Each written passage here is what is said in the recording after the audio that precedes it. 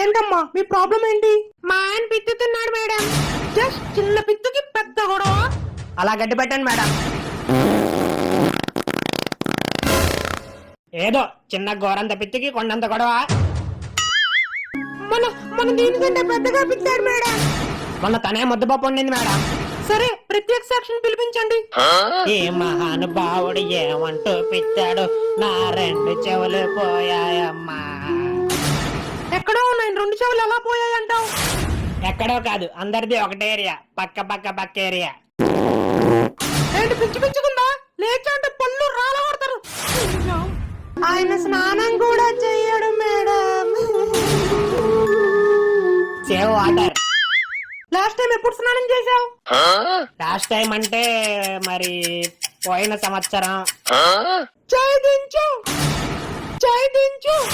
కంపు కొడుతుంది, చేయించి మాట్లాడరా. ఏంటి చేయించి కాలెత్తావు?